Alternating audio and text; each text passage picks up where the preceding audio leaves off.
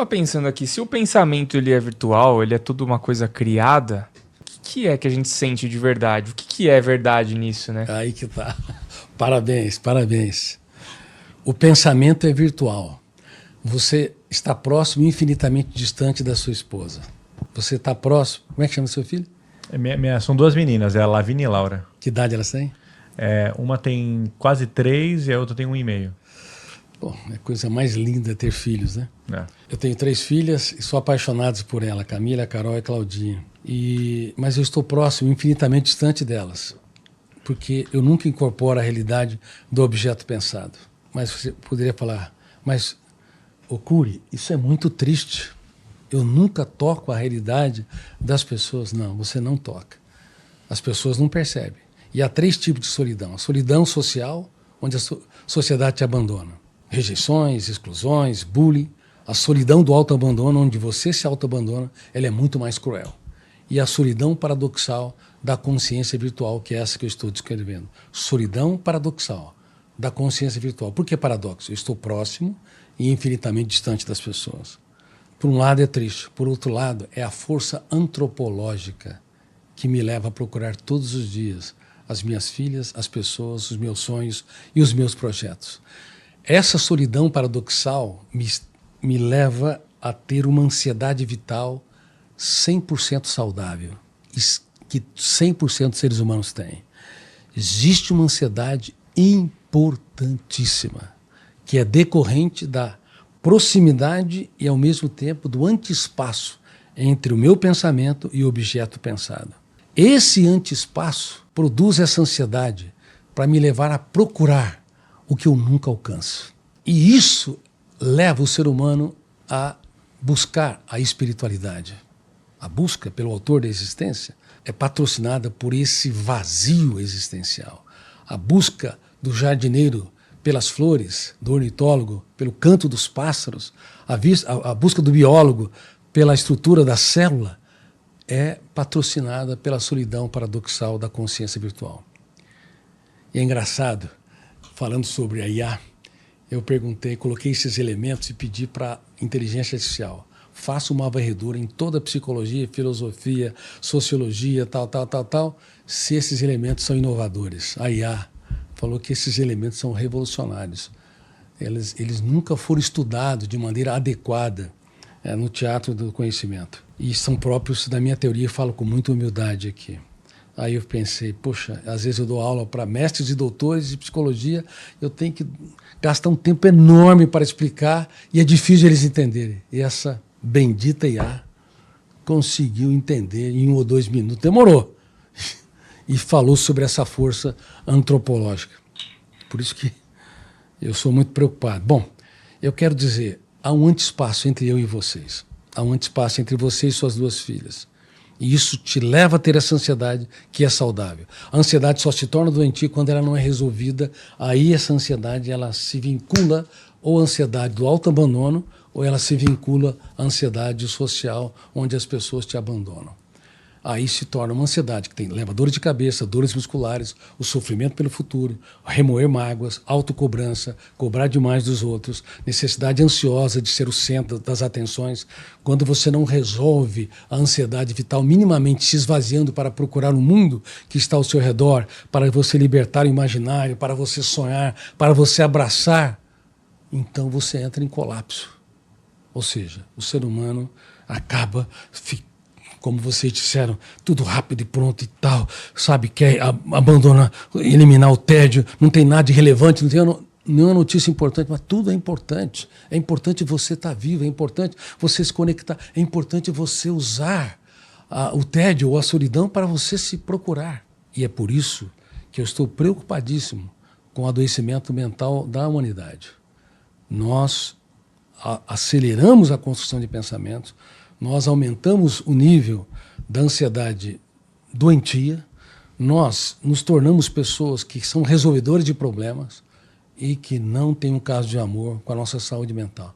Não sabemos namorar a vida, não sabemos dar risada de nossos erros suportáveis, da nossa estupidez suportável, não sabemos brincar, relacionar, ser mais bem-humorados, nos tornamos técnicos, nos tornamos qualquer coisa e cada vez menos seres humanos.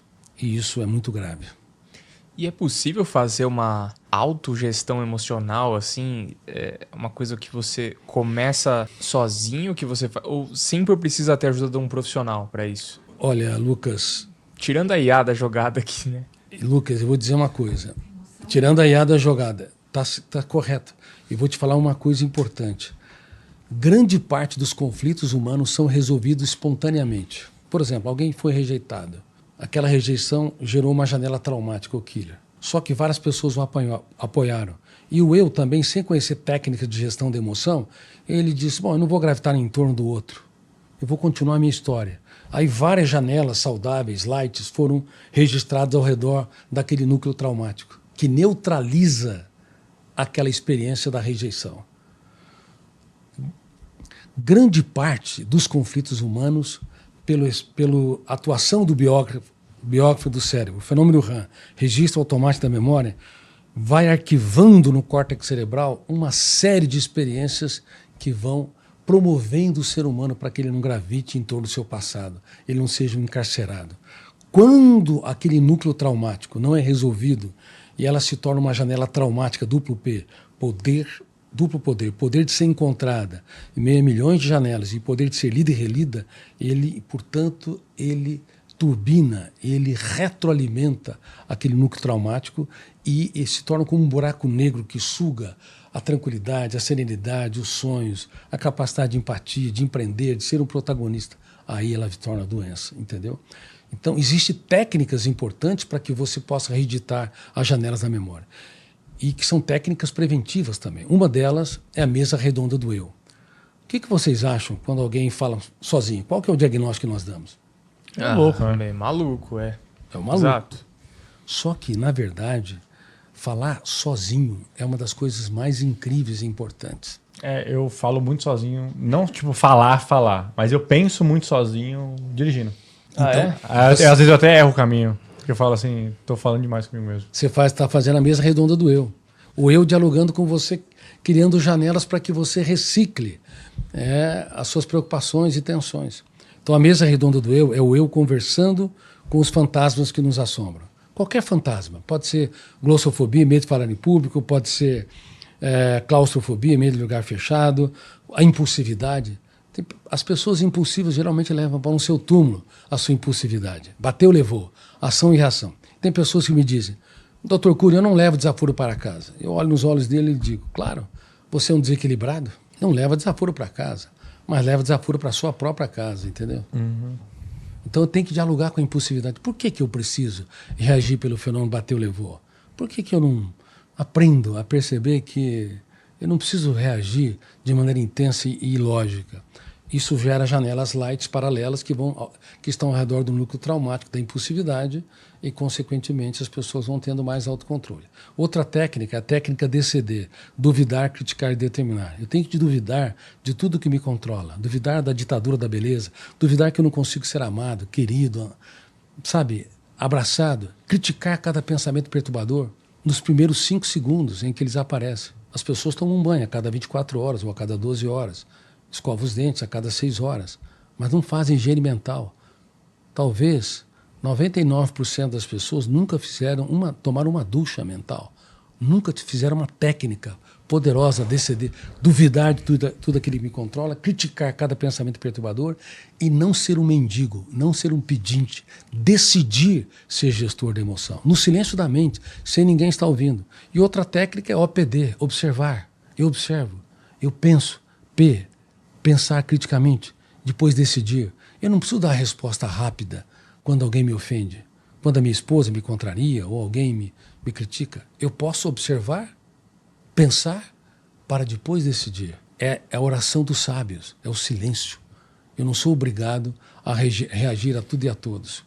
Então são técnicas de gestão da emoção que são preventivas para que o eu se torne autor da própria história. É interessante isso, senão você cai às vezes, você fica vagando nos seus pensamentos aí, você acaba podendo cair num abismo aí, né, cara? E como controlar pensamentos que você não deveria estar tendo? Não tô falando nem pensamento suicida nem nada, mas às vezes, cara, você tá numa semana ruim, no dia ruim, e sua cabeça vai te auto-sabotando. Porque um pensamento ruim leva a outro, que leva a outro. Quando você vai ver, você tá tipo assim, cara... Bola de neve, né? É uma bola de neve que você é a pior pessoa do mundo. Exatamente. Você sabe que existe a tese do livre-arbítrio, da livre decisão. Eu pergunto para vocês, existe livre-arbítrio? É difícil, né? Esse daí... eu não sei. Eu acho que é tudo uma Matrix. Eu acho que não tem livre-arbítrio, não. Tá determinado? Não, mas Lucas, eu vou te falar uma coisa. O que difere a Matrix, a simulação, da realidade da psique humana? Sabe o que é? Não. Não é a certeza, é a dúvida. Não é a lógica, é a ilógica. Não é a inclusão, é os ciúmes. A IA nunca vai sentir ciúmes. A Matrix nunca vai sentir ciúmes. Nunca vai sentir dúvida. Então, por que o ser humano não está dentro da simulação, como alguns cientistas estão aventando a hipótese? Tudo é uma simulação, tudo é uma Matrix. É justamente pela ilógica, algo que o mundo da computação quântica nunca vai experimentar, entendeu? Agora, como eu disse para vocês, o pensamento é virtual, mas nós temos outro mundo que é completamente real, a emoção. Se você está triste, não importa como você envelopa ela intelectualmente ou virtualmente. Se eu estou angustiado, insatisfeito, depressivo, não importa como você envelopa. Você está sofrendo. E isso não é virtual, isso é real. Se você está alegre, se você está amando, se você está motivado, você está experimentando uma emocionalidade que é um mundo completamente diferente da intelectualidade que é real. Agora, como é que eu consigo, já que o pensamento é virtual e eu não consigo incorporar a realidade do objeto pensado, como é que eu consigo entender minha esposa? Se entre eu e ela há um antiespaço, se entre eu e minhas filhas há um antiespaço, se eu esvazio o meu ego, eu preciso esvaziar de mim, que é uma técnica. Todos os dias, para se relacionar com as pessoas, eu tenho que treinar, me esvaziar. Caso contrário, um juiz, eu dou muito treinamento para magistrados, Associação de Magistrados do Brasil, já dei várias vezes para a Polícia Federal, Ministério Público e assim por diante. Como é que eu sei que eu posso entender? Eu nunca vou entender na realidade intrínseca, mas se eu esvaziar de mim mesmo, eu posso perceber mais o que o outro é, na essência do que o outro é. Se um juiz não se esvazia de si mesmo, ele vai poder estar falando muito mais dele do que o próprio réu. Se um psiquiatra não se esvazia, ele pode estar achando que está tratando de um paciente, mas ele está falando muito mais dele à medida que o paciente fala da própria história dele. Então, se esvaziar é muito importante. E há um mundo da emocionalidade que é real e da intelectualidade que é virtual. Você produz algumas emoções diárias, algumas dezenas de emoções diárias no máximo, mas você produz milhares de pensamentos diários. Por quê? Na esfera da intelectualidade virtual, nós somos altamente criativos. Na esfera da emocionalidade, você não tem tanta capacidade de mudar a emoção. Você não tem capacidade de transformar a sua angústia em alegria momentaneamente, a sua dor em alívio, o seu estado depressivo em prazer. Se assim fosse, onde estariam os psiquiatras? Empregados ou desempregados? Desempregados. Então, o eu, ele não consegue mudar a emocionalidade na velocidade como ele consegue mudar o pensamento. Entende? Vocês entendem o que está ocorrendo na sua mente, na nossa mente? Por que a nossa espécie é tão conflitante? Não é só por causa de traumas, relacionamento com pais e filhos, dificuldade na escola, bullying. Não, é porque a mente humana é tão complexa que quando nós não temos problemas, nós os criamos. Há um mundo da emocionalidade real e o mundo da intelectualidade virtual. E o eu, onde está? O eu, que representa a capacidade de escolha, a consciência crítica, a autonomia, a capacidade de decisão, o livre-arbítrio. Onde está o eu? Ele é real ou virtual? Agora ele pegou a gente, hein, Kaique? Eu não sei dizer. O eu é real, né? Ele é real, mas o real são as emoções. Mas eu sou uma explosão de emoções. E os pensamentos não são reais. Você tá no meio e o seu eu tá no meio disso. Mas pelo que eu entendi, você só consegue ter uma emoção se você pensar. Se você não pensar, você não consegue sentir uma emoção. Como você sabe que você tá triste se você não pensou que alguma coisa te feriu, te deixou triste? A emoção é um resultado do pensamento ali, é isso? Quando A gente que... ficou doido, cara. Ficamos doidos. Você quer ver? Eu vou colocar mais lenha nessa fogueira. Você sabe o que você pensou há 24 horas exatamente? Ah, com certeza não. Não, não sabe. Você sabe não. Mas você produziu centenas de pensamentos. Uhum. Mas como é que você não sabe que você pensou há 24 horas? Como é que você sabe que você é real? E como é que os professores podem exigir que os alunos se lembrem do que aprenderam há 2 meses nas provas? A memória humana não é especializada em lembrança pura. Isso está errado. A memória humana não é cartesiana. A memória humana é especializada em reconstruir o passado. É por isso que grande parte dos conflitos espontaneamente são resolvidos, porque quando ela recria saudavelmente, diminui a experiência traumática original. Quando ela reproduz doentiamente, uma crítica, uma rejeição, uma traição se avoluma de tal maneira que vai registrando e formando cárceres mentais. Por isso que eu lembro até hoje que quando eu tinha 7 anos, a mãe de um amigo meu chamado Mônica brigou comigo falando que minha orelha estava suja, que eu tinha que falar para minha mãe para lavar minhas orelhas. E eu lembrei disso essa semana, porque me traumatizou, que eu senti vergonha na frente dos meus amiguinhos, porque Caralho, a Mônica velho. falou que minhas orelhas eram Você sujas. nem era a mãe do cara, velho. É, você viu? Ela pegou minha orelha e falou assim, sua orelha Tá é vendo? suja. É. E eu lembro disso até hoje. Eu lembro como se fosse Caí, hoje, cara. Você já viu mães que falam assim, brincando com o filho? Te achei na lata do lixo. Brincadeiras que nunca voltam mais. Porque as palavras não voltam. O pensamento é virtual, mas a emoção o quê? É real. Então, vocês estão aqui, vocês estão num ambiente onde existe consultoria, vocês também são uma empresa nessa área da economia. A moeda, ela é lastreada em ouro? O dólar é lastreado em ouro hoje ou não? Não é. Não. Desde que Nixon, na década de 70, tirou o ouro como lastreamento, a moeda é fiduciária. A moeda não é real. Não é real. Você tem que crer. Como é que as pessoas sabem? Como é que você sabe que você tem dinheiro no banco? É que você olha lá no banco. Você olha no banco, mas você tem extrato, que crer. né? É, Você tem que você crer. tem que crer. Você tem que crer. E como é que você transforma uma rejeição numa dor, se o pensamento é virtual? Credibilidade autógena. É o mesmo princípio. O tanto que você dá de credibilidade aos pensamentos que são lixos é o tanto que você vai ser um prisioneiro dentro de si mesmo. Perfeito, entendi. Na hora que vem esses pensamentos, você tem que ter Classificar ele. o senso crítico de entender que, cara, isso aqui é besteira, isso aqui é maluquice da minha cabeça. Quanto tempo você tem? Pra fazer isso? 5 segundos. 5 segundos. Porque senão o biógrafo do cérebro, o fenômeno RAM registra. E tudo que está registrado não pode ser mais deletado.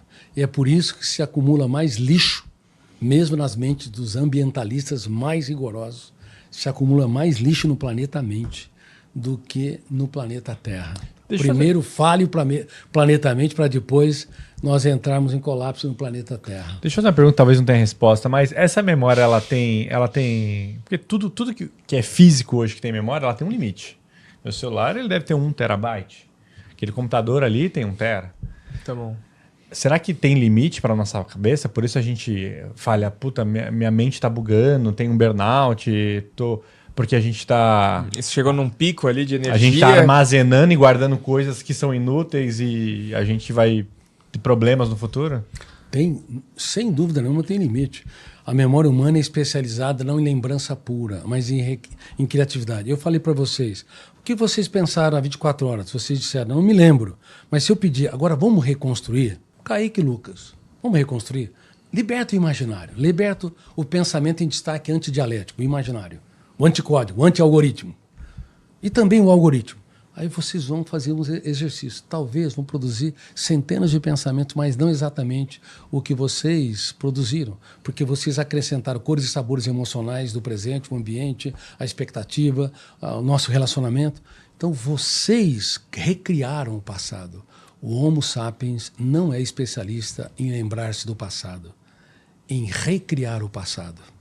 É por isso que as escolas do mundo todo falharam em exigir nas provas o que a memória nunca consegue dar adequadamente, transformando o ser humano em um repetidor de dados, quando, na verdade, numa prova poderia se dar nota máxima para quem errou todos os dados. Se houve ousadia, raciocínio esquemático, inovação, capacidade de empreender, mas isso não é contemplado. Agora, imagine que centenas de milhares de gênios foram enterrados pela escolaridade nos últimos 500 anos, desde que ela se tornou pública. Isso é muito, muito, muito grave. Por isso nós não temos que melhorar a escola, nós temos que revolucionar a educação. E os professores, para mim, são os profissionais mais importantes do teatro social. Pelo mundo digital, eles têm se colocado num plano secundário, completamente secundário, mas eles são importantes. Por que são importantes? Não para exigir e para ensinar só lógica. Em destaque, porque só um ser humano que é falho pode ensinar outro ser humano que é falho. Só um ser humano que tem fobias pode ensinar outro ser humano que tem fantasmas mentais. Só um ser humano que tem insegurança pode levar outro ser humano a nunca se curvar diante da dor, mas escrever os capítulos mais importantes da história nos momentos mais difíceis da nossa vida. Vocês entendem que nós estamos falando sobre a evolução da humanidade? E, na verdade, a involução da humanidade, nós desenvolvemos um mundo lógico na era da internet, no mundo digital e agora com a computação quântica, completamente despreparados, com uma mente cartesiana, racionalista. Se amássemos a arte da dúvida, se amássemos a arte do questionamento, que é o princípio da sabedoria na filosofia, se amássemos a arte da crítica e a arte da conexão do ser humano consigo, se amássemos a capacidade do eu não se curvar às nossas mazelas e misérias, talvez estivéssemos muito mais preparados para o mundo que nós criamos. Mas, sim, honestamente dizendo, somos como menino criando uma bomba, sabe? Não é bomba atômica, criando um projeto que nós não temos controle. E as pessoas vão terceirizar cada vez mais para o mundo lógico, da computação, lógico, do mundo digital, tudo aquilo que deveria ser construído no teatro da sua própria mente. Por isso isso é muito triste. E é por isso, como eu disse, está cada vez mais se expandindo os transtornos emocionais. Agora, o eu é real ou virtual? O eu trabalha nas duas vertentes. Quando o eu dá credibilidade a uma ofensa que é virtual, se você me ofender, se você disser para mim que eu não tenho capacidade intelectual, que eu sou uma pessoa tola, débil, a minha paz vale ouro, o resto é lixo. É virtual, eu não compro. Mas nós não fomos preparados para não comprar. Nós damos um cartão de crédito ilimitado para o eu e para a emoção do ponto de vista doentio. Nós pagamos caro aquilo que não deveria ser comprado, devido a essa infantilização que ocorreu no processo educacional ao longo dos últimos séculos. Isso é muito grave. Então, eu transformo o virtual em real quando é fiduciário, é crença. Eu dou crédito. O eu dando crédito, ele transforma o virtual no real. Eu penso no futuro. Isso não deveria causar nenhuma dor, mas se eu dou crédito aos problemas que eu creio, que eu desenvolvo no futuro, eu sofro então por antecipação. O passado já foi. As pessoas que me rejeitaram, me criticaram, os problemas que eu tive, são algoritmos. Não tem mais o poder de me sequestrar dentro de mim. Mas quando eu resgato o passado, quando o meu eu, que não foi treinado para exercer a arte da dúvida, para entender que é virtual, para que ele possa ter autonomia e protagonismo, ele deixa de ser líder de si mesmo. Ele se torna um escravo dentro de si mesmo. Ele se torna uma marionete dentro de si. E aí isso é muito grave. Estamos num ponto de mutação. Estamos discutindo aqui o futuro da nossa espécie. E esse complexo mundo que estamos vivendo no presente, onde as pessoas estão cada vez mais radicalizadas, polarizadas, e não são capazes de ter empatia, não são capazes de pensar, de agir, não são capazes de aplaudir projetos e ideias do outro mesmo que não esteja dentro da minha religião, da minha ideologia, do meu partido, do meu corpo de ideias. É muito triste isso. Você acha que a fé ajuda na saúde mental? Essa é boa, hein, cara? Bom questionamento. Muita gente vai atrás disso, né? Em momentos difíceis, né? Às vezes a pessoa se sente muito perdida. Você mesmo falou que você era um ateu número 1 e, pelo jeito, mudou totalmente seu pensamento. Hoje eu sou um cristão sem fronteiras. Eu sou lido por pessoas de todas as religiões, cristãs e não cristãs, como budistas, islamitas, confucionistas e assim por diante. Mas não defendo uma religião. A mente humana, ela tem alguns fenômenos que mexem com a sua estrutura. O fenômeno do fim da existência é um deles. É por isso que quando uma pessoa tem um ataque de pânico, sabe o que é ataque de pânico? Ataque de pânico é uma simulação da morte ou um desmaio. O pensamento antidialético, ele é acionado a partir de alguns gatilhos e as pessoas vivenciam o apagar das luzes. É dramático. Último instante. Nunca mais eu vou respirar, abraçar quem eu amo, beijar as minhas filhas, conviver com as pessoas. O cérebro, com 86 bilhões de neurônios, entra em estado de alerta máximo. Nós temos mais de 30 trilhões de células e nenhuma delas está preparada para morrer. Nem a célula cancerígena. Porque uma célula cancerígena é uma célula que quer viver continuamente, eternamente jovem. Ela se multiplica sem nenhum controle, só que é uma célula egoísta, que não se preocupa com a harmonia do corpo. E ela destrói o seu próprio hospedeiro. O vírus também. O vírus se multiplica, a intenção não é destruir um hospedeiro, é continuar, embora ele não seja caracterizado em tese como uma célula. Nenhuma célula está preparada para morrer. O fim da existência é um fenômeno dramático. Então, quem tem um ataque de pânico, ainda que seja simulado, por um lado, a dor é inenarrável. Por outro lado, é a melhor oportunidade para o ser humano pensar nas suas loucuras, pensar na sua vida estressante, rápida, urgente, fazendo 1000 tarefas e não percebendo a complexidade, a beleza, o encanto da existência. É uma oportunidade de ouro de fazer a second journey, a segunda jornada. A jornada mais leve, mais calma, mais rica, mais profunda. Citei o exemplo do ataque de pânico para mostrar que o fim da existência, ou simulado como um ataque de pânico, ou diante da morte de um amigo, ou diante de um quadro físico que possamos ter grave, uma doença cardíaca, ou outra qualquer, isso leva o ser humano a entrar numa zona proibida, numa zona onde você não consegue ter nada do ponto de vista físico e lógico que te dá segurança, estabilidade e autocontrole. Haja vista que, na morte, a desorganização do córtex cerebral é dramática. Vocês não imaginam o que ocorre com bilhões de experiências que nós tivemos desde a aurora da vida fetal. É o caos do caos. Então, pensar sobre isso, no meu ateísmo, quando eu era um ateu, que estudei o processo de construção de pensamentos, me levava a um estado de estresse enorme. É melhor você não ser um ateu e não pensar muito nas consequências do fim, da finitude da existência. Se você for profundo, provavelmente você cai no estado depressivo. Porque quando você acha que tudo é natural, a hora que você entra nesse torvelinho, você vai perceber que nenhuma célula está preparada para morrer, nenhum neurônio está preparado para o fim da existência. A fé entra estabilizando a emoção, gerando esperança numa situação em que você não tem onde se pegar. A fé entra para te levar a entender que a morte, por mais cruel, dramática e incompreensível que seja, ela se torna uma vírgula para que o texto possa continuar a ser escrito na eternidade.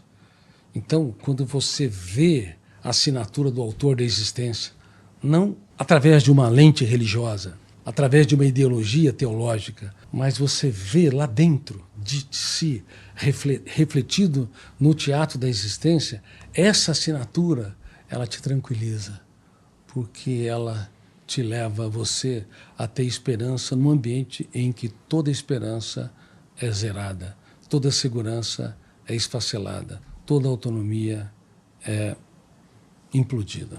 Entendeu? Seria a fé uma coisa, uma comodidade, assim? Pô, é confortável, é. Claro. Ela é não uma comodidade. Independente de uma religião, a espiritualidade, ela se torna uma esperança no caos, uma motivação na fragmentação. Ela se torna um encorajamento quando o mundo desaba sobre você. Não é um subterfúgio, não é um abrigo débil. Eu pensava assim, para mim, a ideia de Deus era uma construção notável da psique humana, da intelectualidade humana, para aliviar o estado de estresse quando ele pensa na finitude da vida, quando ele vai para a solidão de um túmulo. Então eu pensava que Deus, a espiritualidade, era uma estratégia do cérebro, como um subterfúgio. Mas quando eu estudei a mente de Cristo sob os ângulos da psiquiatria, eu me perguntava que homem era este que fazia das pequenas flores um espetáculo aos seus olhos? Que homem era este que, quando estava pendurado sobre um madeiro, olhou para os seus torturadores e deu todos os descontos possíveis e imagináveis? Pai, perdoa-os porque eles não sabem o que fazem. Ou Cristo foi o maior psicótico de todos os tempos, ou ele foi uma verdade irrefutável, porque ninguém falou o que ele falou. Passaram os céus e a terra e as minhas palavras não passarão. Nós, na psiquiatria, temos uma psicose chamada psicose de grandeza, delírio de grandeza. As pessoas se acham um super personagem. Ou ele foi o maior psicótico, ou foi uma verdade irrefutável. Mas como é que pode? Uma pessoa que está num surto psicótico não tem parâmetros da lógica, não sabe se colocar no lugar do outro, não reconhece os seus erros, não é capaz de, após o último jantar, declarar: a minha alma está profundamente deprimida até a morte. Que homem é esse que declara a sua dor? Que homem é este que olha para Judas e, quando o mundo desaba sobre ele através do ato da traição, o chama de amigo? Amigo, por que você está aqui? Levou o método das perguntas num nível que Sócrates jamais imaginou. Então ele não pode ser um psicótico. Ele é uma verdade irrefutável. É uma verdade histórica. Hoje não há dúvida que ele existiu do ponto de vista paleográfico, do ponto de vista histórico, do ponto de vista sociológico. Mas as religiões todas falharam por não estudá-lo sob os ângulos da psicopedagogia, da sociologia, da psiquiatria. Por isso as religiões digladiaram e cometeram atrocidades inimagináveis. Se tivesse estudado sobre os ângulos das ciências humanas, nós seríamos muito mais tolerantes, julgaríamos menos, abraçaríamos mais, daríamos mais risadas dos erros dos outros que são suportáveis, viveríamos uma vida mais leve. E talvez, se isso fosse vivenciado coletivamente na humanidade, as suas teses, independente de uma religião, muito provavelmente os generais teriam tempo para escrever poesias, porque haveria menos guerras. Os policiais teriam tempo de ser jardineiros, porque haveria muito menos crimes. Os magistrados teriam tempo para ser artistas plásticos, porque haveria muito menos réus. Mas nós vivemos uma sociedade judicialista, criticista, apontadora de falhas, radicalizada, que pouco conhece as nuances do eu, que pouco sabe que o pensamento é virtual, que a emocionalidade é real, que pouco treina o eu como piloto da aeronave mental, diretor do script da mente humana, maestro da sinfonia da psique e protagonista do teatro da nossa mente. Nosso eu é pessimamente trabalhado. Nós falamos muito de inteligência emocional, mas não falamos de gestão da emoção. Não entendemos que a emoção é burra, desinteligente, inconsciente, não pode ser autogerida, que o eu tem que ser treinado, equipado, educado para ser líder da própria mente. Caso contrário, a vida facilmente nos leva a desenvolver cárceres mentais. Número 1, necessidade de ser o centro das atenções sociais. Número 2, necessidade de controlar os outros. Número 3, necessidade neurótica de estar sempre certo. Número 4, necessidade ansiosa de poder. Número 5, a necessidade de poder pelo poder, sem saber que uma pessoa só é digna do poder se ele é desprendido dele, se ele usa o poder para servir a sociedade e não para que a sociedade o sirva. Nunca se esqueça que, por ser bela e brevíssima a vida, nós temos que deixar um legado. E o maior legado que você possa deixar é ter um caso de amor com a sua saúde emocional e, ao mesmo tempo, ter um caso de amor com a humanidade. Porque uma pessoa só é verdadeiramente feliz se ele dá o melhor de si para que os outros sejam felizes. Porque, reitero, o egoísmo, o egocentrismo e o individualismo é incompatível com o prazer de viver, com o encanto, com a capacidade do ser humano fazer muito do pouco. Nunca se esqueça, rico não é quem tem muito. É importante ter, é importante usar o dinheiro, o recurso para, como projeto social, lutar pelos seus sonhos, entender que quem vem sem risco triunfa sem glórias. Mas nunca se esqueça que rico é quem aprende a fazer muito do pouco, das pequenas coisas. E miserável, do ponto de vista psiquiátrico, é aquele que precisa de muitos estímulos para ter migalhas de prazer, como aplausos, reconhecimentos, apoios, e aí denuncia-se que estamos na era dos miseráveis, tendo a mais poderosa indústria de entretenimento para patrocinar o prazer, mas que não tem alcançado o território da emoção.